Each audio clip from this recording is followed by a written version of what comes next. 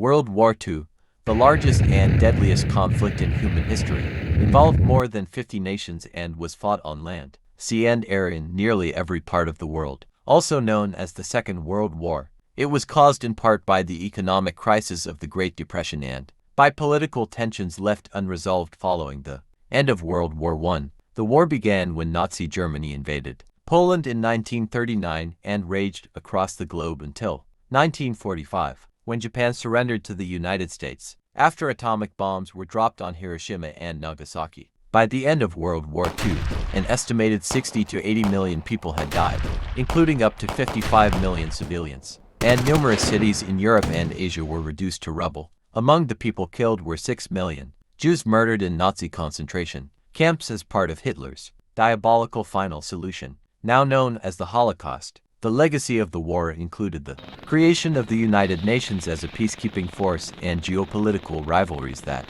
resulted in the Cold World War. On April 9, 1940, Germany simultaneously invaded Norway and occupied Denmark, and the war began in earnest. On May 10, German forces swept through Belgium and the Netherlands in what became known as Blitzkrieg, or Lightning War. 3 days later, Hitler's troops crossed the Meuse River and struck French forces at Sedan, located at the northern end of the Maginot Line, an elaborate chain of fortifications constructed after World War I and considered an impenetrable defensive barrier. In fact, the Germans broke through the line with their tanks and planes and continued to the rear, rendering it useless. The British Expeditionary Force BF was evacuated by sea from Dunkirk in late May, while in the south French forces mounted a doomed resistance. With France on the verge of collapse, Italy's fascist dictator Benito Mussolini formed an alliance with Hitler, the Pact of Steel, and Italy declared war against France and Britain on June 10. On June 14, German forces entered Paris. A new government formed by Marshal Philippe Pétain, France's hero of World War I,